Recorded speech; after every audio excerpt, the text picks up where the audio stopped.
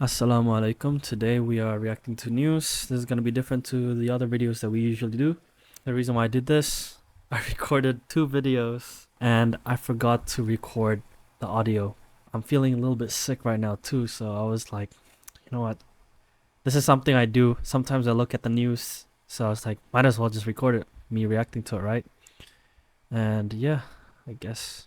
So we can see Gaza is running out of places to bury the dead.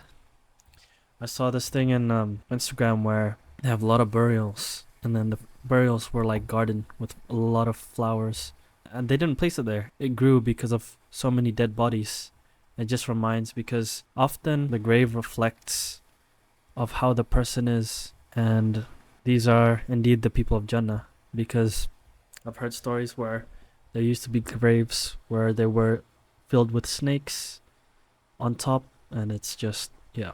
So 20-year-old. I was watching a video on Twitter too. I didn't want to show it. It was a documentary of this old man and his son was trying to protect his land. These Israeli was trying to fence off the land, but it was like going over the border where it was taking his land. And he tried to stop the drill, and just because he tried to stop the drill, he got shoved, and the old man fell down and ended up shooting him in the leg. He had to get his legs amputated after going to hospital, and it's pretty nuts what Israelis like to do. Like, this is something they do often, which is outrageous. And then of course the USA would just let it slide, and the IDF, they arrested the son too. They didn't even arrest the shooter. It's so stupid. To hit retaliate tariffs, war escalation. Interesting. And then all this war is just affecting our economy, and you guys still approve of Israeli destroying Palestine, knowing that it's going to destroy your economy as well. And the thing is, I do appreciate some of these news where it's like you get out of the topic. When we were watching the football game, the World Cup, I want to see more of, like, because this type of thing is a distraction to what is actually going on in the world. Sorry, I'm gonna read this first. So it says, Omar, I stood in the middle of the cemetery and saw so many graves. There were mountains of sand with people buried underneath. A grave was just a stone with a piece of paper bearing the names of the martyr. A piece of paper, so they don't even have like proper stones for the person because it's just too many. Without the graves being built or properly prepared, as it was before the war. A grave here currently costs about 500 shekels, $167, a sum his family could not afford. How can they go to work when they're getting bombed? It makes no sense. Of course, that's gonna feel like a lot.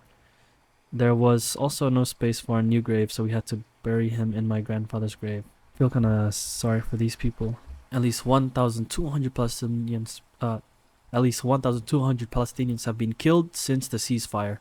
The ceasefire is just like, it's just a headline. There's no such thing as a ceasefire. I know they're gonna continue killing more of these Palestinians. The shortage of graves is not just due to more than 73,000 Palestinians killed since the war. That's nuts. Sorry guys, I'm skim reading it, but it's just ridiculous. We have never experienced a period of bloodshed. This is just devastating. Not a day passes without dozens of martyrs being buried. Netanyahu, the Israeli army, and several Palestinians across the West Bank. Yep, as always. And they never stop. And also reminds me, I went to this conference. I don't know what it's called. How do you say it? But it was a person who was from Gaza, and he was running a school, trying to educate Palestinians because they're running out of schools because they're getting bombed. The schools are getting bombed. And then he's coming here to ask for volunteers and charity run. And he has like a whole book of many Palestinian kids that are like on the buildings dead because bomb hit them and they just kind of flew everywhere. It's just outrageous. And they need to have US to know before they start bombing, bro. I don't know what is wrong with these people. United States of terrorism. I don't really like Americans, I'm gonna be honest. And this isn't from like a racist standpoint. It's just they get away with so many things. They ruined so many countries, and they get like no backlash, but even the UN just let it slide so many times. I'm lost for words. Let's take a look at this. Satan Yahoo. להגדיר לך את המסר? Don't. המסר עבר? המסר עבר, אבל אנחנו לא נסבול התבססות צבאית טורקית שיורדת דרומה, כי היא מאיימת עלינו. את זה העברנו באופן כללי. עכשיו אנחנו ראינו שיש כוונה של טורקיה להתבסס בשדה תעופה דרומית לקו שלה, קרוב לחלב, והעברנו מסר. איך אגדיר לך את המסר? Don't. המסר עבר? המסר עבר, אבל כנראה שלא שמעו אותו, אז דאגנו שיבינו אותו בצורה יותר טובה. This guy pissed me off. He doesn't have much time left anyways. An Israeli attack on a Syrian airbase has been widely condemned. The US Special Envoy warns it could have caused a direct confrontation with Turkish forces. So why did Israel attack the base? And what are the implications? So This just is before inside the video explained that the Turkish base was going forward. story. Airbase risked causing a direct confrontation with Turkish forces. That's the warning from the US ambassador to Turkey and Special Envoy Tom Barrack. Tuesday's strike in northern Syria near the Turkish border has been sharply condemned by Syria, Turkey and the Arab League. It also comes despite strong Trump administration support for Syria's President Ahmed al-Sharaa, who led forces which toppled the Assad regime in December of 2024. Since then, Israel has destroyed military facilities across Syria to prevent the country rearming. Syria again. It also occupies part of Syria, including Golan Heights. So, why did Israel launch this attack? We're at the airbase. What are the implications for all sides? We'll talk to our guests shortly, but first, this report from Alexandra Byers. First came the fighter jets, then the explosions. We didn't know where the strikes hit at first. Then we heard they were at the airbase. My children were sleeping and I was awake. The children and family got scared and all the neighbours around woke up. According to Syrian state TV, 8 Israeli airstrikes hit this military airbase in the northwest, damaging its runway and storage facilities, but not causing any injuries. It's Israel's latest attack on... Now they don't do any civilians yet. Still, Turkish It's been out of service. Forces will... If they start going against Israel, that's what they're going to do. They're going to go for the civilians first. They're going to be like, human shields. They're using it for human shields. I don't understand how you guys make the same excuses when you're literally bombing a school and you have the bodies flying. But it's just 70 kilometers from the Turkish border.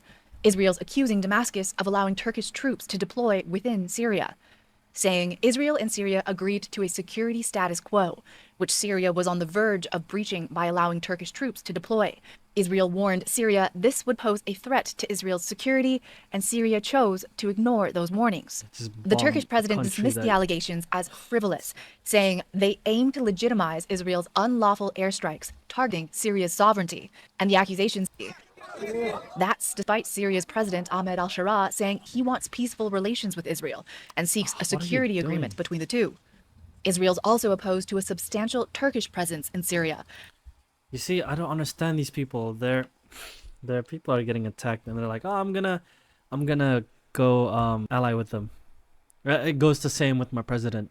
You disappoint us.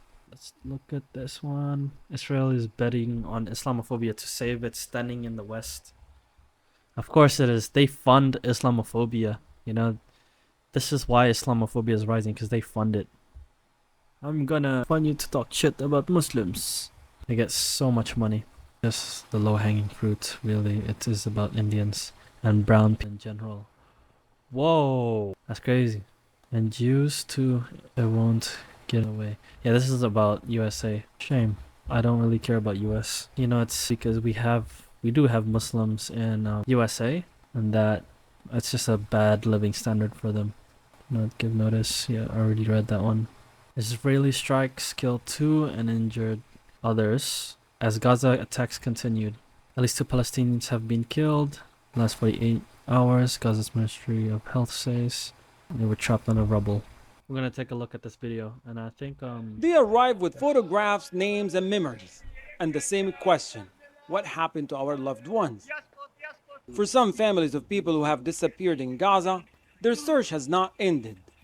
At around 4 p.m. on the day Jalal went missing, I was at work as a journalist when my wife called.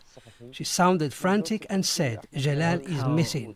That phone call alone made me realize the danger he was facing. Jalal is 9 years old and has autism.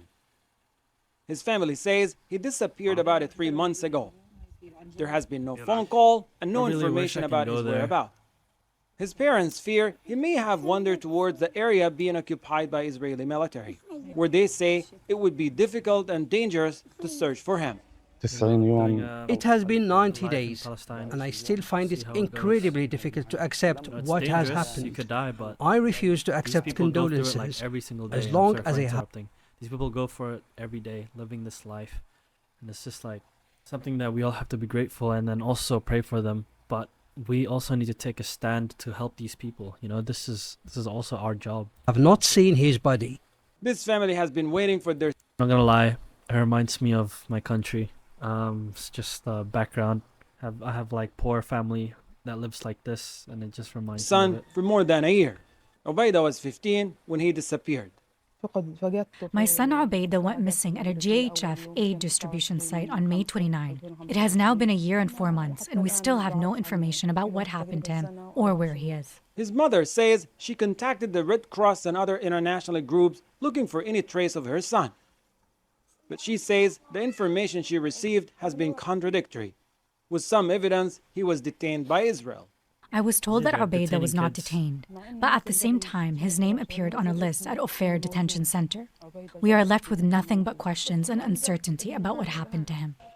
The International Committee of the Red Cross meets families here every week, helping them search for information. We don't have always answers from us to them about their missing loved ones. We haven't been able to access detainees in Israeli detention center since October 2003. But after years of war, tracing people is difficult. Records may have been destroyed, information is fragmented, and loved ones are often left with little more than a lost known location. For these families, finding out what happened is about more than a closure. Until they have an answer, they remain trapped between hope and grief, waiting for a phone call that could bring a loved one home, or confirmation that would finally tell them how to mourn. Yeah. And with the hope that someone, somewhere, knows what happened. Hani Mahmoud, Al Jazeera, from Gaza City. Yeah, I hate to say it, but like sometimes I do wish the Qiyamah comes a bit quicker, just so these people don't suffer more. At the same time, it's like none of us are ready for that yet, and we will never be ready for it. But it just hurts to see these people hurting. Sweden school attack victim was 17-year-old girl. What? 7 killed. Okay. Somalia child hunger crisis. Interesting. All right.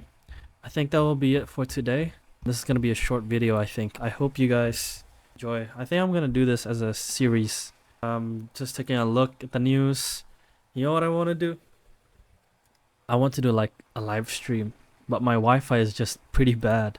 I want to do a live stream where we react together, and then I can talk to you guys can talk to me, and then we see what happens. You know, it's good to have conversations, but maybe when I'm moving to another place, I'm gonna get better Wi-Fi, and then we're gonna, you know, do some live streaming. And sorry, I've been, if my voice doesn't sound well, I'm not feeling well in general, so, yeah. And again, I'll see you next time.